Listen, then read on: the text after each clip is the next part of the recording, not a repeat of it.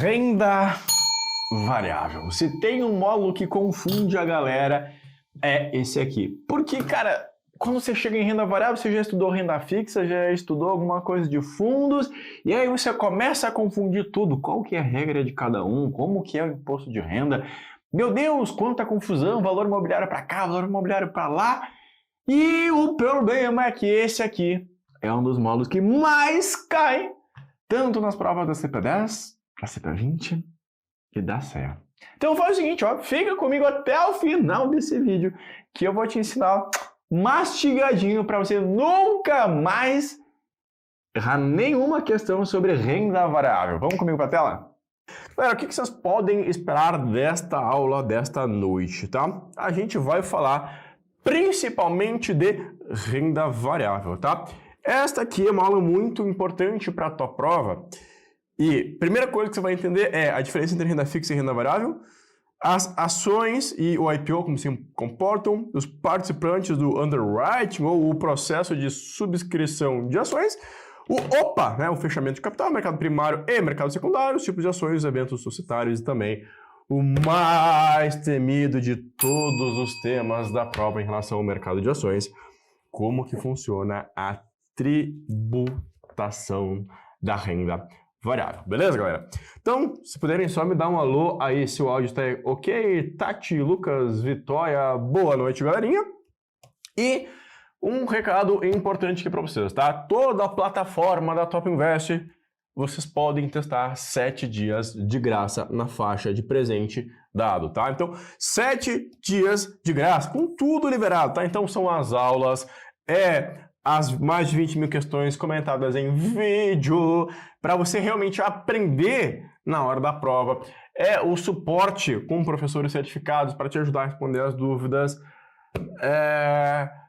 Cara, o Cleminho, que é minha inteligência artificial, que é como se fosse eu, com a minha personalidade, inclusive, respondendo todas as tuas dúvidas de conteúdo de verdade para você ser aprovado de primeira, tá? E aí, eu trago para vocês aqui toda segunda-feira uma mega aula, ou algumas questões, tá? Gente, qual que é o grande objetivo desta aula? Gente, eu quero que você saia daqui com uma coisa. Se você sair dessa aula aqui com uma coisa, eu vou estar satisfeito.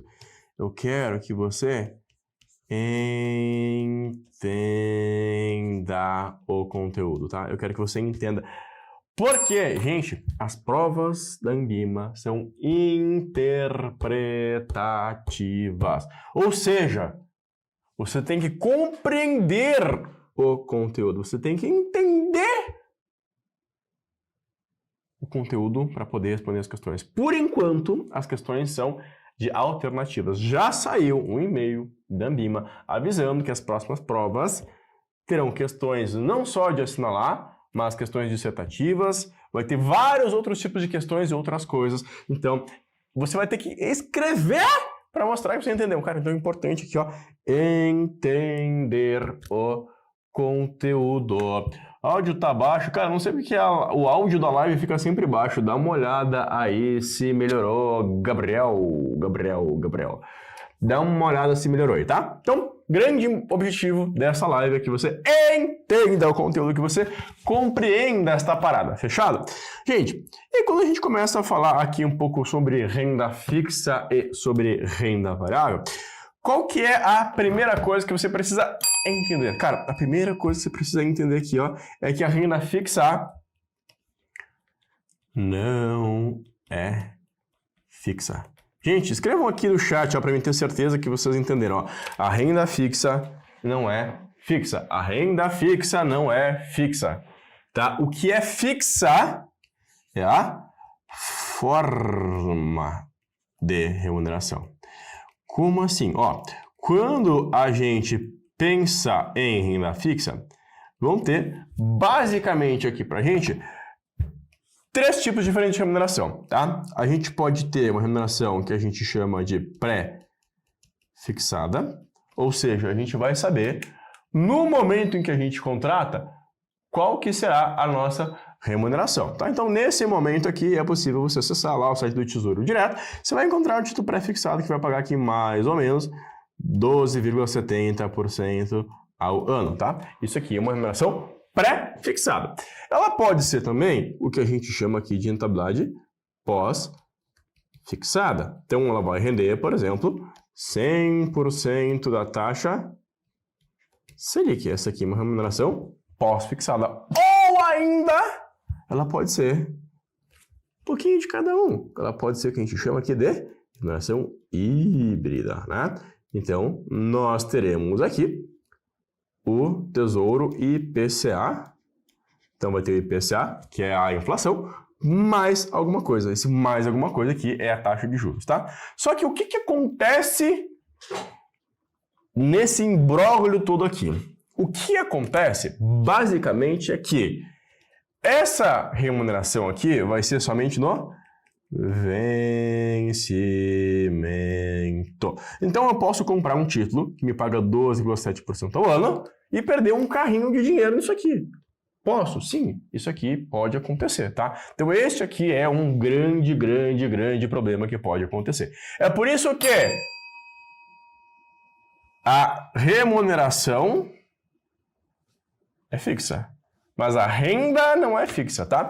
Já quando a gente fala de renda variável, ó, a renda variável varia, tá? Renda variável varia. Deixa eu só mandar uma mensagem que tá meio bugado aqui, tá?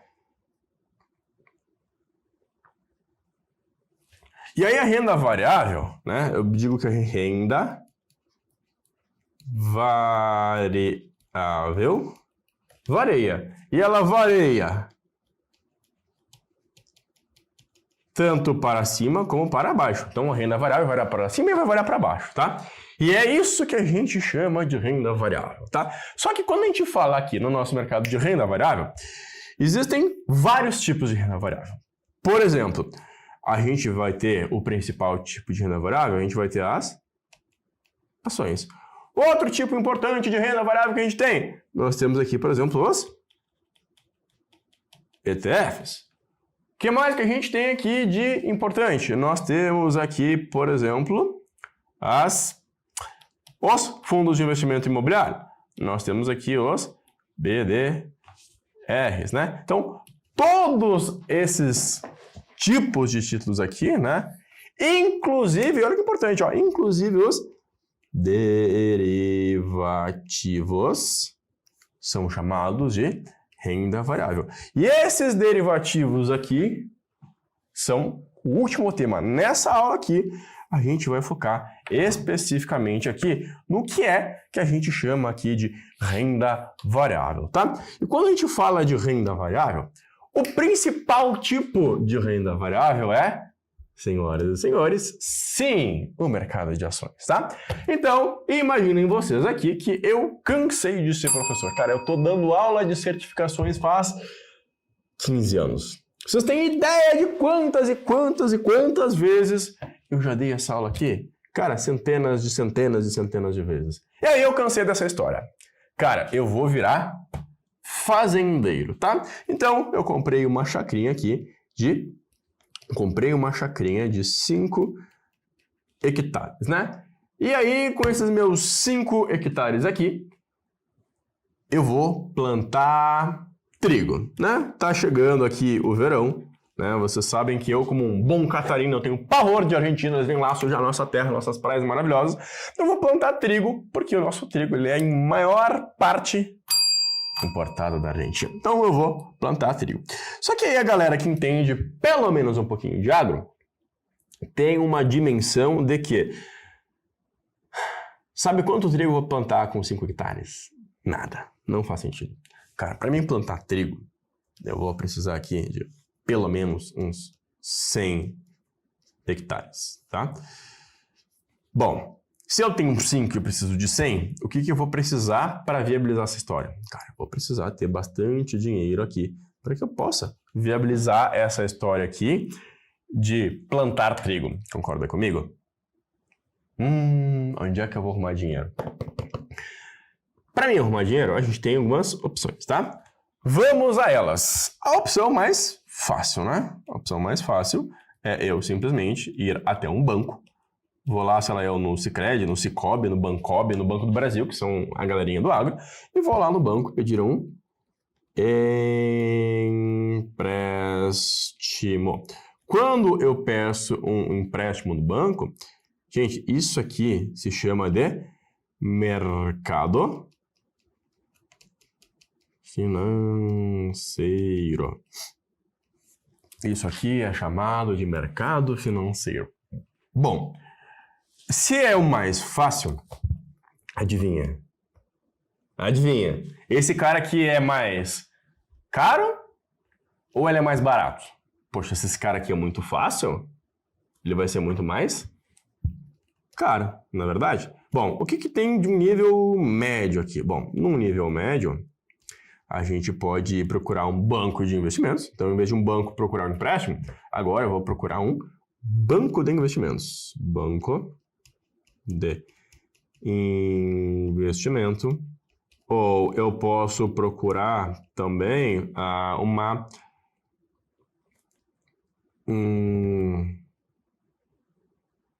financeira, né? Posso procurar aqui uma securitizadora. E aí, com isso, eu posso emitir um título de dívida, como, por exemplo, um CRI, né? Um certificado de recebível imobiliário, ou um CRA, né? Aqui é muito mais difícil. Eu não vou lá no banco, mostro uma documentação e eu vou conseguir um empréstimo. Aqui eu vou procurar um banco de investimentos que vai ser um intermediário que vai me ajudar a encontrar esses investidores. Mas aqui a gente chama de mercado de capitais, porém estes dois aqui é renda fixa, né? Eu estou em busca de um crédito. Bom, e qual que é então a maneira mais difícil de conseguir dinheiro? A maneira mais difícil de conseguir dinheiro é eu procurar um sócio. E você aí, que tá me vendo, né? A aula tá legal? Vamos ser sócios numa fazenda de trigo? Pois é, se eu quiser encontrar um sócio, eu vou fazer o procedimento que a gente chama no mercado financeiro de IPO, ou Initial Public Offering, ou seja, é a oferta pública inicial, onde eu vou procurar sócios, né? Só que como que eu vou procurar esses sócios? Eu vou procurar com a ajuda, de novo, de um banco de investimentos, né? Como eu vou procurar um banco de investimentos? Eu vou pegar aqui, por exemplo, o Bradesco BBI, que é um banco de investimentos, já que eu estou escrevendo em vermelho, tá? Então, o banco que eu vou procurar para me auxiliar nesse processo aqui é o Bradesco BBI, né? E quem eu vou ter de meu banco aqui era o Sicredi, né? Bom, o Bradesco BBI, sozinho, talvez não consiga, né? Vamos supor que eu preciso aqui de R$1 bilhão, né?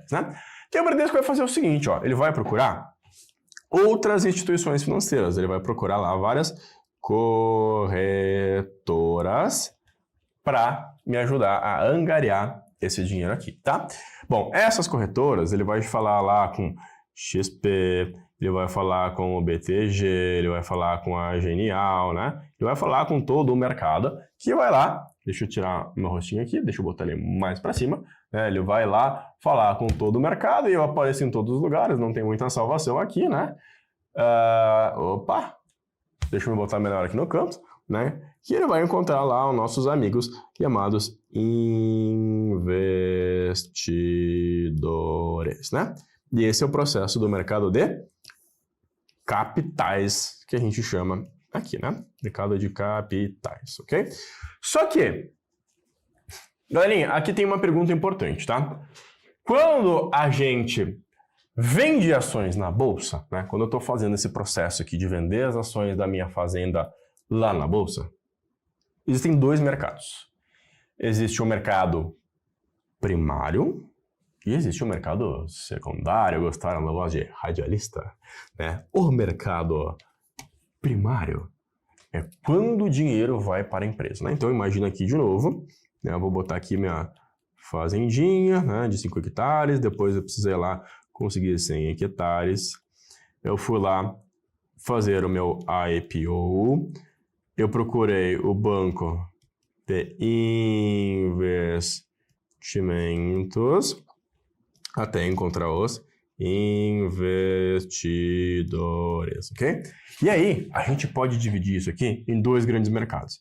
Um deles a gente chama de mercado primário. Gente, o que é o mercado primário? Me respondam aqui no chat, ó. No mercado primário, para onde vai o dinheiro? Tá? No mercado primário, para onde que vai o dinheiro? E a gente tem também, além do mercado primário, o mercado secundário. Lá no mercado secundário, para onde vai o dinheiro? Olha aí, ó, a Thalita e o Ederson mataram na tampa, tá? No mercado primário, esse dinheiro aqui vai para a empresa.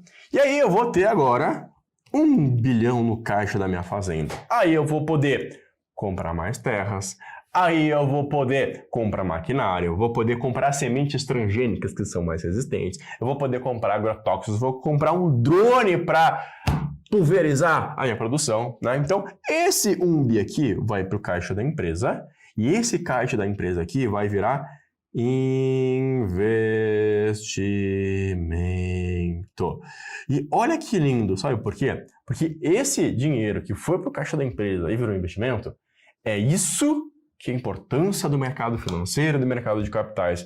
Esse 1 bilhão que vai para a empresa, que vai comprar maquinário, agrotóxico, vai empregar pessoas, vai gerar distribuição de renda, vai baixar o preço do trigo, porque a gente não vai ter que importar da Argentina, né? Então, isso aqui é um procedimento que vai sair o dinheiro da mão do investidor para o meio produtivo e dessa forma a gente vai gerar emprego, renda e uma evolução do mercado como um todo. Este aqui é o mercado primário. Já no mercado secundário, esse dinheiro aqui vai para a mão do investidor, tá? Então, imagina que aqui no meu 100 hectares, eu posso fazer o seguinte também, tá? Eu posso fazer 95% de IPO primário, onde esse dinheiro aqui vai vir para a empresa, e posso fazer aqui 5% de IPO secundário. Porque esse secundário aqui, o dinheiro vai para quem? Vai para o sócio. Ou seja, se eu sou o único fundador desta fazenda, isso significa que eu estou rico! Tô rico pra caramba, né? Porque eu vendi tudo isso aqui da minha empresa. E é assim que a gente permite trazer liquidez para os investidores. Sabe por quê? Uma das características importantes que a gente vai ver na próxima aula sobre a renda fixa é que a renda fixa é um título de crédito. É eu ou você emprestando dinheiro para alguém. Se a gente empresta dinheiro para alguém, uma das características é que a gente vai querer uma taxa de juros e a gente vai querer saber quando que você vai pagar de volta. Ou seja, quando que esse dinheiro vai voltar para mim? Na renda variável, quando a gente fala aqui do mercado de ações, não tem prazo. Então, uma ação é uma parte do capital social da empresa. Então, esse dinheiro não tem como voltar para o investidor. O que a gente vai fazer? O mercado secundário vai acontecer a venda ou vai acontecer aqui a negociação de investidor e investidor. Porque pensa o seguinte, né? Vamos supor aqui que, olha que lindo, né? A gente veio aqui, fez toda essa groselha aqui, linda, maravilhosa, e você comprou uma ação do Kleber. Como é que você vai se livrar? Como é que você vai fazer essa ação virar dinheiro de volta? Você vai vender essa tua ação para uma outra pessoa. É assim que você vai fazer isso aqui virar dinheiro de volta, tá? Então, essa aqui é a grande diferença entre o mercado primário e o mercado secundário, tá? E aí, tem um problema, né? Que para mim chegar no mercado primário ou no mercado secundário, o que eu tive que fazer? Qual foi o procedimento que eu tive que fazer para chegar aqui no mercado primário ou no mercado secundário? Eu tive que fazer aqui o que a gente chama de IPO, né? A gente fez uma subscrição de ações, né? Ou o termo em inglês que pode aparecer na tua prova, a gente fez aqui um underwriting. A gente fez uma subscrição de ações. A gente, de certa forma, pode dizer que criou ações, né? Só que, no Brasil, existem quantos tipos de ações? De certa forma, a gente pode dizer que tem, vários tipos de ações aqui no Brasil, tá? E para que eu tenha uma ação no Brasil, seja ela ordinária, seja ela preferencial, seja ela uma unit, eu preciso participar do IPO. E conforme vocês foram vendo que eu fui contando a historinha para você, que eu cansei de dar aula, que eu quero virar o fazendeiro e eu preciso de muita grana para fazer uma fazenda, e eu vou ficar rico e vou enriquecer todos vocês juntos, eu tive que passar por várias mãos esse dinheiro até chegar na fazenda, até chegar na minha mão, né? Então, quem que a gente tinha aqui de participantes? Bom, tinha um ofertante, né? Tinha a Fazenda Santa Helena, uma homenagem à minha mãezinha, tá? Então, a Fazendas Santa Helena era lá o nosso produtor de trigo. Esse aqui é o ofertante. Poxa, quando eu vender as minhas ações, você vai se tornar meu sócio na Fazenda Santa Helena. A gente tinha o banco coordenador, né? Falei para vocês que a gente ia usar o Bradesco, né? Eu sou cliente do Bradesco, estou escrevendo de vermelho aqui. Primeiro que veio na cabeça aqui foi o Bradescão, né? Como eu sou do agro, quem que eu vou usar de banco? Eu vou usar aqui como banco o Banco Liquidente, o Banco Sicredi, né? É o meu banco, tá? O Banco Sicredi aqui é o banco da fazenda, ou seja, é onde que vai ir parar o dinheiro. Fui lá, contratei o Bradesco contratou uma galera, as ações foram vendidas e esse dinheiro vai parar lá na conta da fazenda, que é no Banco Sicredi.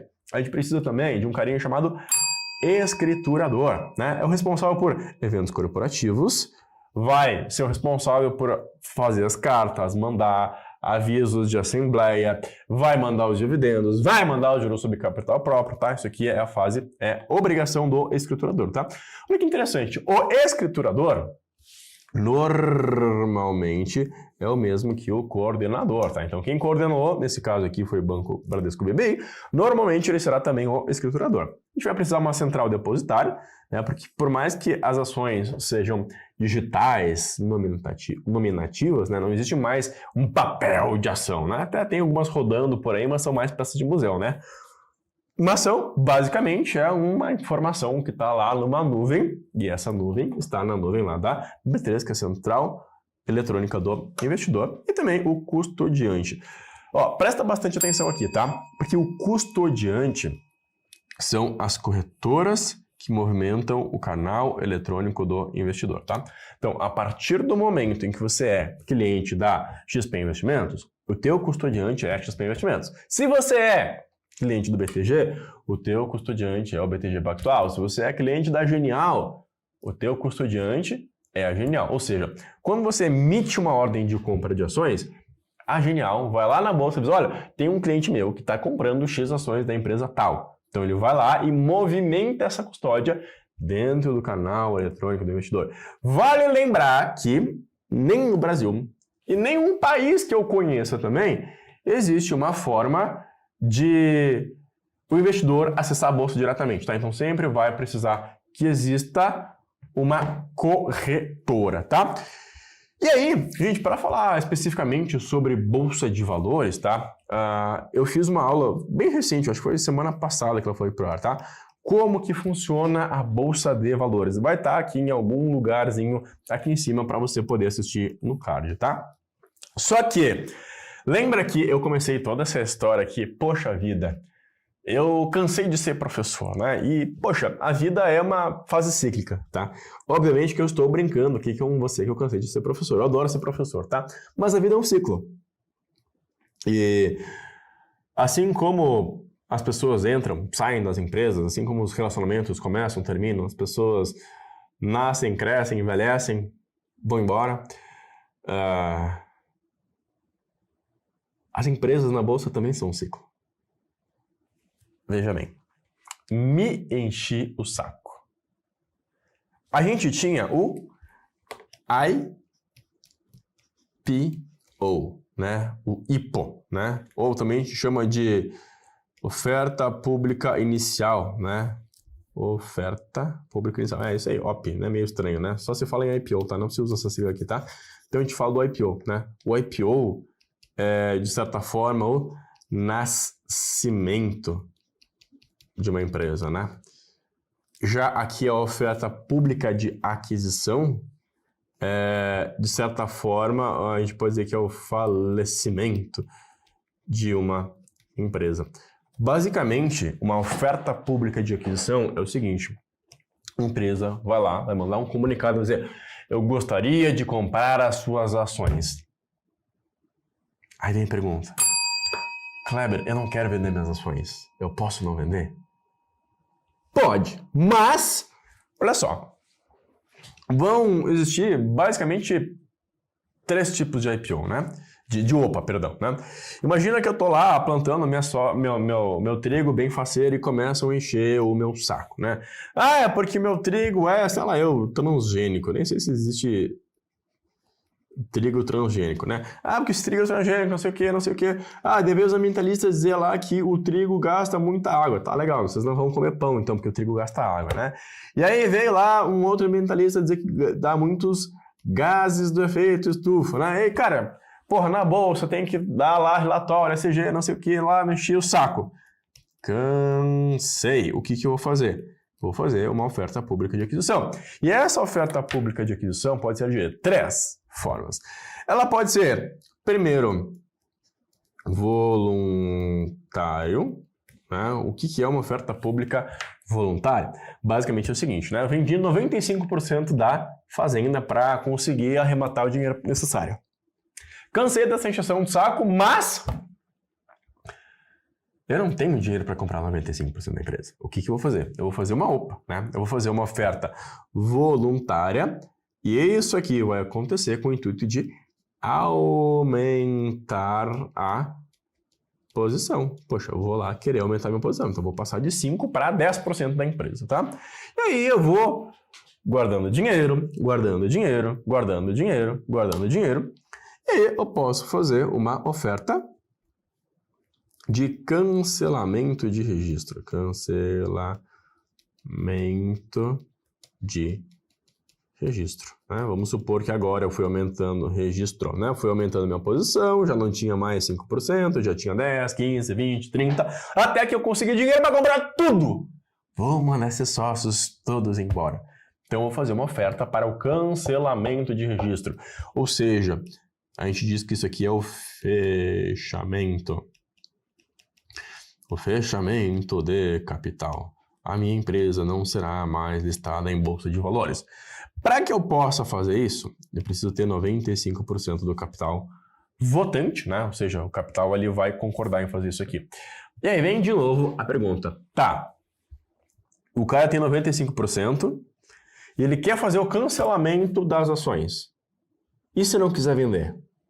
Bom, você pode não vender.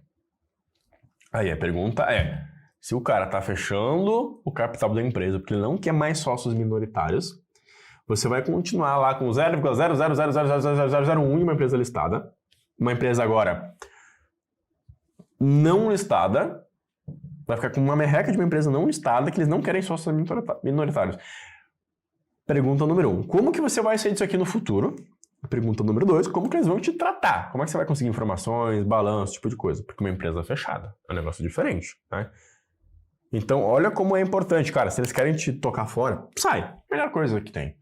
E eu já sofri isso aqui na minha vida de investidor. Cara, no Brasil, tinha uma empresa muito bacana que se chamava Souza Cruz. Na verdade, a empresa ainda existe, tá? A Souza Cruz, ela é a maior fabricante de cigarros do planeta, tá? Aham, né? Viu a historinha aqui, ó? A Souza Cruz é a maior fabricante de cigarros do planeta, tá? E a empresa tinha, na verdade, o nome aqui no Brasil, Souza Cruz, tá? E a Souza Cruz tinha até um outro nome, não fantasia, né? Um nome de CNPJ, tá? E a Souza Cruz começou a passar por problemas no Brasil. Porque a Souza Cruz ganhava muito dinheiro, porque a Souza Cruz era uma produtora de cigarros que faz mal para a saúde, e protestos e não sei o quê. E, cara, era uma empresa fantástica, redondinha, né? Ou seja, cansou. O que aconteceu? A Souza Cruz é parte de um grupo gigantesco. É um conglomerado da indústria do fumo, né? Indústria do tabaco. Souza Cruz faz parte de uma empresa chamada BAT, né? BAT. A BAT é British and American Tobacco, né? Ela é negociada na Inglaterra pelo código BAT e tem um ADR, a gente já vai falar sobre isso, que é o BTI, British Tobacco Industries, que acontece lá nos Estados Unidos, tá? Então a BAT, British and American Tobacco, foi lá e comprou a Souza Cruz, tá? E este aqui é o nosso terceiro tipo de OPA, porque aqui a gente tem um primeiro tipo de OPA, que é um OPA voluntário, para aumentar a posição. Aqui é um segundo tipo de OPA, que ele é para o cancelamento do registro. E aqui a gente tem um terceiro tipo de OPA, que é a troca do controlador. Porque no papel, o controlador no Brasil era uma holding brasileira, agora vai ser a empresa lá na Inglaterra. Então, trocou o controlador. Basicamente, o que aconteceu? A holding comprou a maior parte das ações da controladora aqui no Brasil e ofereceu aos demais acionistas listados em bolsa que eles pudessem vender as ações deles. É uma empresa fantástica, os acionistas ganharam dinheiro, a maioria deles, mas não podem mais ser sócios de uma empresa fantástica, eles cansaram, né? Então aqui é um pouco de aonde que entra uma oferta pública de aquisição, porque a galera realmente cansou dessa história, desse joguinho aqui, né? Não queria mais ter sócios minoritários, né?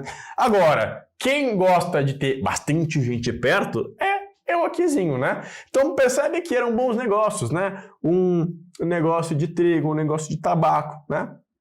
Ninguém é obrigado a fumar, ninguém é obrigado a comer trigo, né? Tem gente que agora não gosta de glúten, né? Dá problema. Só que essas empresas foram amaldiçoadas. E aí, você que está me assistindo agora, são mais de 100 pessoas ao vivo aqui, tem uma maldição aqui na Top. Que quem assiste a live, ou seja, quem assistiu um vídeo que for da Top e não der um likezinho, cara, dá um like não custa nada. Vai chegar a hora da prova. Cara, vai faltar uma questãozinha. Se é verdade, se não é, se é bruxaria, se não é, se é macumba, não sei. Eu fosse você, dava o like para não correr esse risco, né? Então, vou até tomar uma água enquanto você dá o seu like aí pra gente falar dos tipos de ações, tá?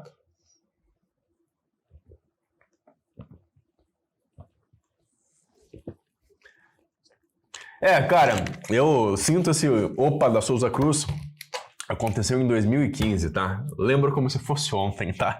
Tava ganhando dinheiro pela primeira vez na vida e pá! Não quero mais ser tão sócio, né? Mas é assim que toca a banda, né? A vida aqui anda assim. E aí, galera, em tipos de ações, né? A gente tem vários tipos de ações que podem ser negociadas. Quando você entra lá na B3, quando você abre a tua conta na corretora, tem vários tipos de ações que você pode negociar, tá?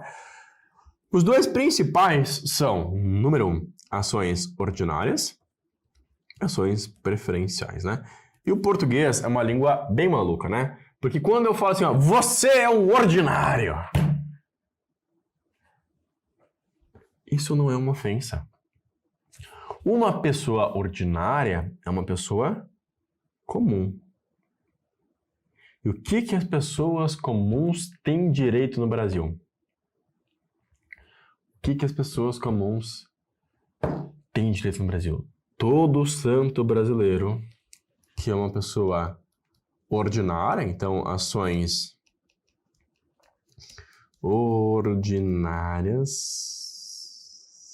todo portador de ações ordinárias tem direito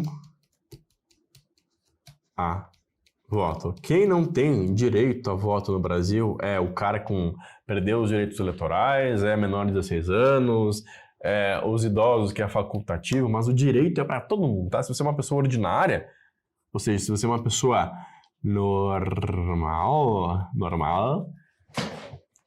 você tem direito a voto. Bom, o outro tipo aqui que a gente tem são as ações preferenciais. E como já diz o nome, elas são preferenciais porque elas te dão preferência a alguma coisa. Te dão preferência a quê? Te dão preferência a mais dividendo, ou seja, elas te dão direito a mais dinheiro, cash, money, bufunfa. Faz-me rir.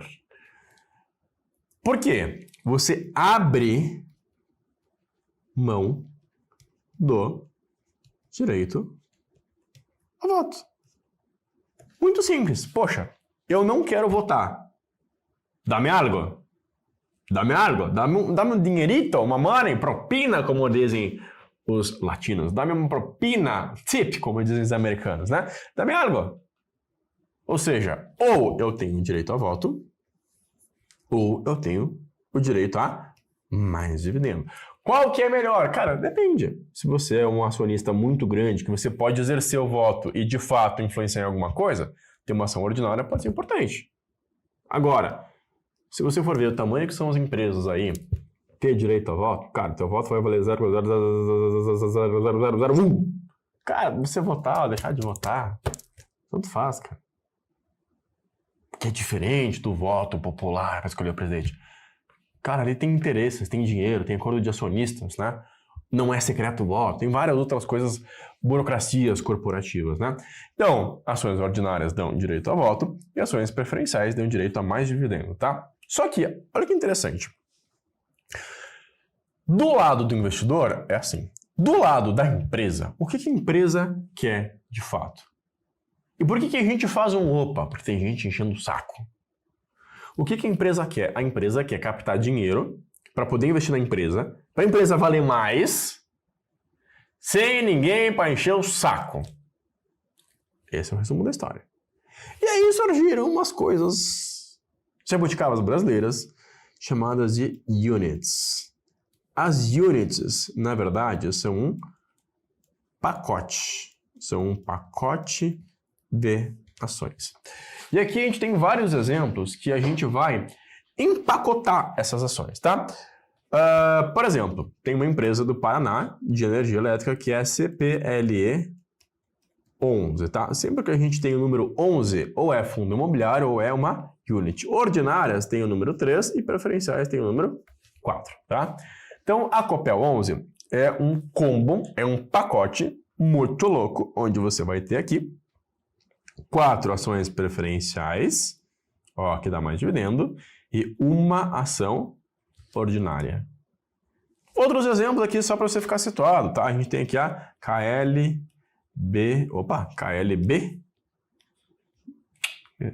N11, né? De Kleber, né? É a Klabin. Aqui a gente tem também 4 preferenciais e uma ação ordinária. A gente tem aqui, para trazer o BPAC 11 da nossa indústria financeira, o BTG Pactual tem 2 preferenciais e uma ordinária, tá? Por que essas empresas fazem isso? Porque é uma forma de você diluir o capital. Eu quero que você pense aqui comigo como que funciona uma assembleia de condomínio. Você já foi em uma assembleia de condomínio? Se você não foi ainda, cara, é um programa que eu recomendo, assim, quando você estiver bem desestressado, bem light, vai lá, leva uma pipoca junto só pra assistir. Cara, assembleia de condomínio é só briga, confusão, é soco, porrada, tiro e bomba. É uma confusão sem fim. Só que qual que é o ponto? Em prédios de investidores isso é bem comum, tá? Você vai lá no prédio, bem bonito, sei lá, eu tenho 100 apartamentos. Desses 100 apartamentos aqui, na assembleia de condomínio, ou seja, onde que vai exercer o voto, vai aparecer talvez 50%. Eu te faço a pergunta, quem aqui já investe em ações, manda um eu aqui no chat, ó. Eu. Quem investe em ações, manda um eu aqui no chat. E aí você que respondeu eu aqui no chat, ou você que está com preguiça de responder eu aqui no chat, você já participou de uma assembleia de votação de uma empresa? Não. Então, qual que é a estratégia da empresa? É obrigar a esse capital se diluir. Então, se as ações com voto estão todas diluídas, é um pouco parecido com o condomínio.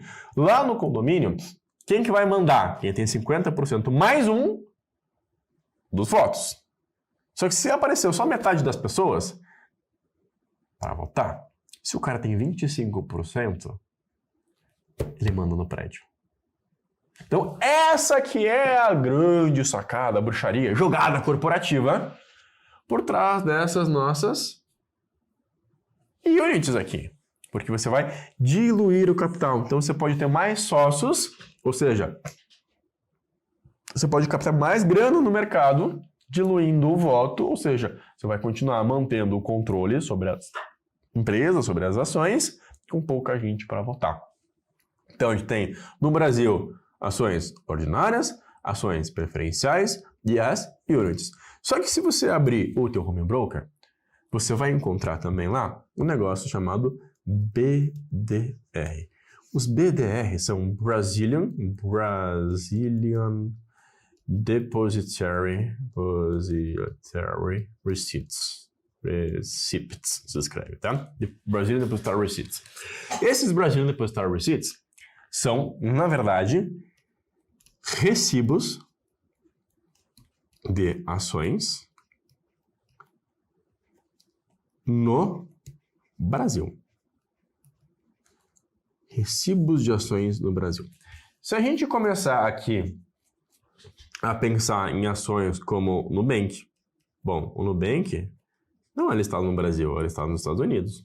Se a gente pensar na XP, se a gente pensar no Banco Inter, né? Se a gente pensar, por exemplo, no Mercado Livre, que a maior parte da operação do Mercado Livre no Brasil, se a gente pensar que talvez em grandes empresas, né, na Amazon, no Meta, né, não é mais Facebook, no Meta, se a gente pensar aqui no Google, né, o Google que é, na verdade, Alphabet, enfim, poxa, eu posso investir nessas empresas aqui pelo Brasil? Posso.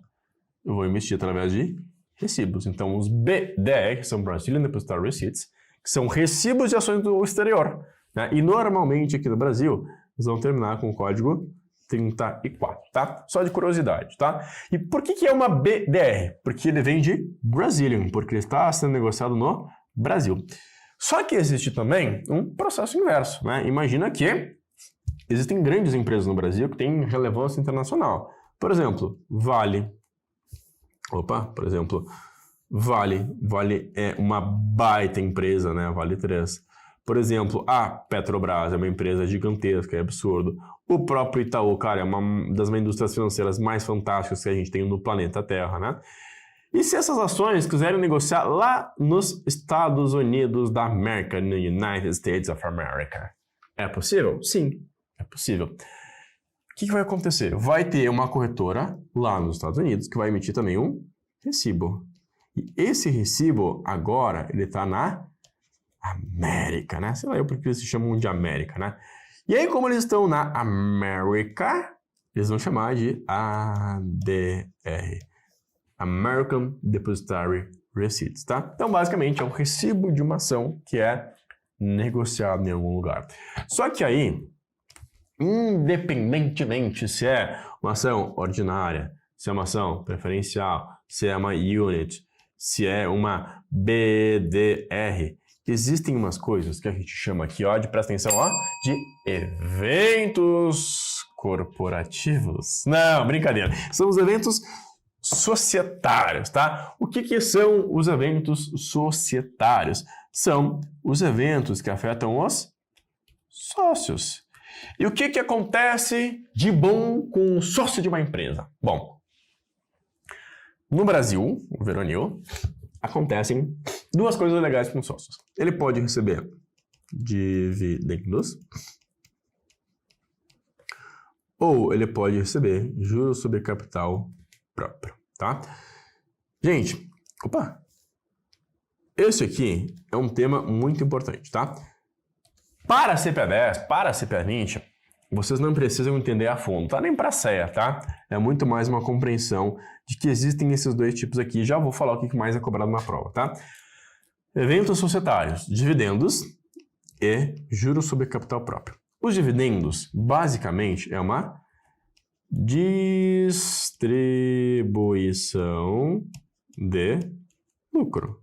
Bom, a empresa teve um lucro e esse lucro será distribuído para os seus clientes.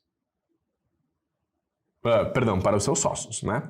Sou sócio da Top Invest, a Top Invest deu lucro, a gente vai dividir todo esse dinheiro para o grupo primo, também para o Clever, tá? Então todo esse dinheiro será distribuído, tá? Aí essa distribuição do lucro, por que eu falei aqui do lucro, tá? Ela vem após o imposto de renda e contribuição social sobre o lucro líquido. Após o IR e a contribuição social sobre o lucro líquido. No Brasil, a somatória do imposto de renda e contribuição social sobre o lucro líquido são mais ou menos 34%, tá? Essa aqui é a alíquota que uma empresa paga no Brasil. 34% do lucro que ela teve. Presta atenção nesse raciocínio, ó. Ele é pago após o imposto de renda. Então, os dividendos, deixa eu puxar minha mesa para cá, são isentos para o acionista. E presta atenção que essa parte em preto aqui é o que é cobrado na sua prova, tá? Aí, voltando aqui pro nosso outro amigo, os JCP, os juros sobre capital próprio, é como se eles fossem juros do capital. Que piada boa, né? Juros sobre capital. Mas é exatamente isso. É uma jabuticaba que só existe no Brasil. É porque, olha só, o que aconteceu? As empresas de capital aberto são tão punidas, impostos altíssimos, tá? 34% da base. Um banco paga mais de 50% de imposto. Então eles inventaram esse negócio aqui de JCP para dar uma aliviada. O que é o JCP? É como se fossem juros sobre o capital. Qual que é a grande diferença? É que os juros sobre capital próprio, eles são pagos antes do imposto de renda e contribuição social sobre o lucro líquido.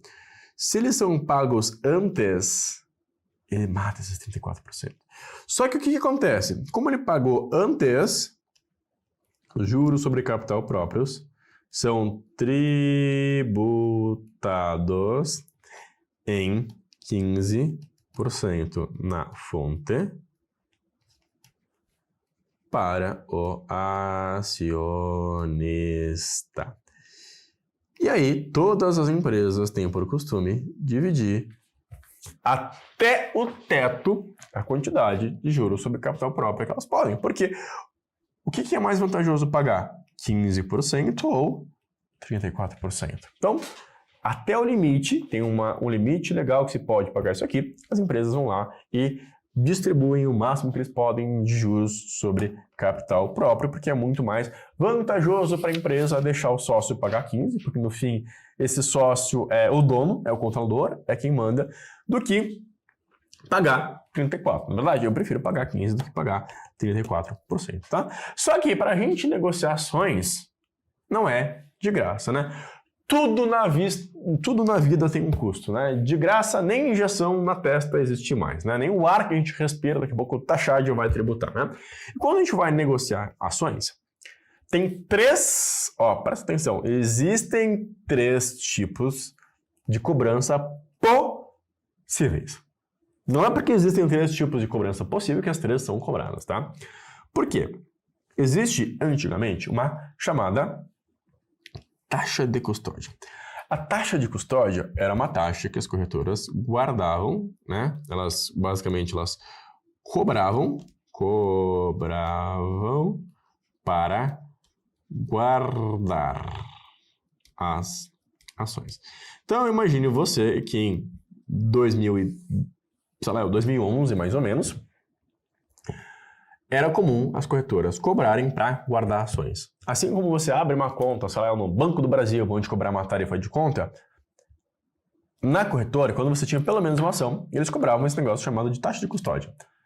Se você não tivesse nada, eles não te cobravam, mas se você tivesse qualquer coisa lá dentro, eles cobravam esse negócio chamado de taxa de custódia.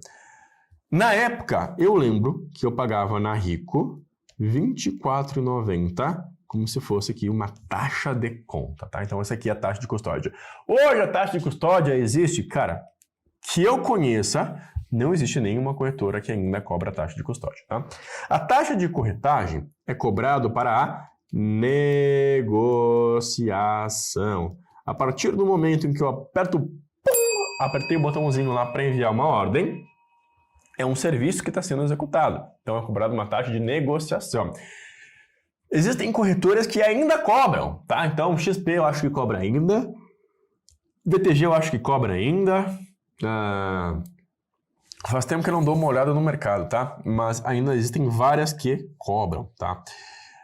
Por exemplo, a Rico não cobra mais, a Clear não cobra mais, né? É zerado. Eles ganham dinheiro com outras ferramentas, tá? Mas é uma taxa que ainda é cobrada, que ainda existe bastante no mercado, tá? Essa taxa de custódia aqui e a taxa de corretagem, quem que cobra essa taxa? Quem cobra essas taxas aqui é a corretora, tá? A taxa dos emolumentos, né? Quando você vai comprar um carro, você tem que ir lá no cartório assinar um papel para dizer que você é você mesmo, chamado de DUT. Quando você assina aquele papel, você vai pagar uma taxinha para o cartório. Essa taxinha se chama emolumentos. Quando você negocia uma ação, você vai pagar uma taxinha para a AB3, Brasil, Bolsa e Balcão. Essa taxa é chamada de emolumentos, tá? Essa aqui não tem como não pagar, não tem fuga, não tem escapatória. Todo mundo paga e paga exatamente a mesma coisa. Essa taxa de emolumentos vai para a B3, a Bolsa de Valores, que é a taxa que a gente paga, de certa forma, para que ela possa existir, para manter toda aquela infraestrutura e também para que elas tenham o lucrinho delas, né? Afinal de contas, é uma empresa, emprega muitas pessoas, é um serviço importante para o país, então é justo que ela ganhe também o dinheirinho dela, tá? E agora chegamos ao mais temido de todos os assuntos da prova, que é a tributação. Sim, a tributação é o momento que a galera mais erra nas perguntas. Só que antes eu tenho um baita presente para você, tá? Como todo mundo sabe, é Black Friday, é Black Month, é Black não sei o que lá. E a gente não podia ficar de fora. E todo ano eu trago uma oferta irresistível para você. Isso não é diferente. Olha só. A gente tá com uma oferta de 40%. Gente, é 40%, tá? 40% na trilha de sucesso anual. Opa, cadê minha canetinha, tá? Na trilha de sucesso anual, a gente tá com 40% de desconto. Cara, é uma oferta irresistível e provavelmente será a última vez na história por vários motivos. Primeiro, porque no que vem a gente vai subir o preço. Segundo, porque as provas vão mudar e a gente vai subir mais ainda o preço. Cara, então aproveita, porque você tem um ano inteirinho para você estudar desde a CPA10, a CPA20, a CEA e muito mais. Olha só, a gente foi a primeira escola a trazer um formato de assinatura. Nesse formato de assinatura da trilha anual, você tem CPA10, CPA20, CEA, Ancor, PQO, CA300, 400, 600, CGRPPS, SUSEP, ANEPS, FEBRABAN. Cara, SUSEP é completa, é todas as ANEPS, todas as FEBRABAN. E vários cursos bônus, dentre os mais importantes. Como é que você vai montar um currículo perfeito? Como que você vai ter um LinkedIn fodástico para conseguir ter emprego? Como que você vai se portar, né? Curso de vendas, como que você vai se portar frente ao cliente, frente ao teu chefe para ser promovido, né? Então, aqui a gente tem intenção de te preparar completamente para o mercado. Além disso, tem o suporte de professores certificados para tirar suas dúvidas. Tem a inteligência artificial do Clebinho para você tirar dúvida a qualquer hora, para não ficar esperando o professor lá. Tem simulado com mais de 20 mil questões comentadas em vídeo. Cara, é tudo para você ser aprovado e não chegar aqui na hora da tributação e apanhar e não saber responder a pergunta. Porque a tributação é o assunto que mais faz a galerinha morrer na praia.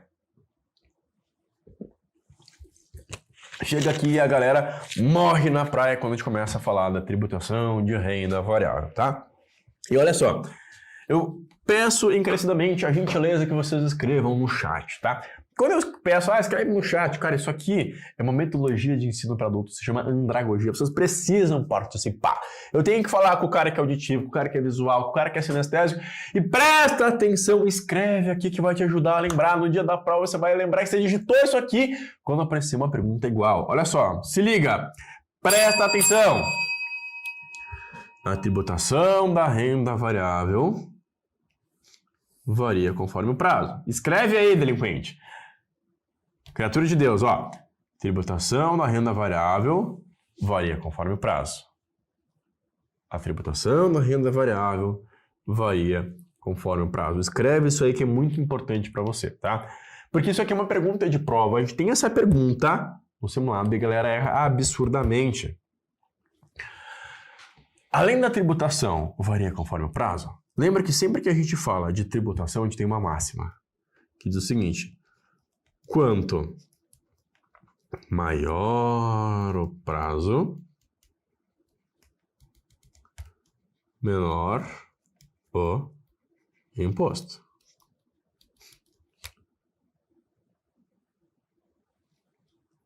Então a gente tem uma tributação que varia conforme o prazo.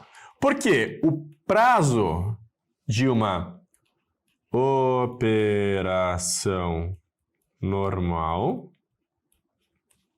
e uma operação de day trade é diferente. Em uma operação normal, a gente tem um prazo superior a um dia. Aqui a gente tem um prazo inferior a um dia. Então, percebe que aqui o prazo é diferente.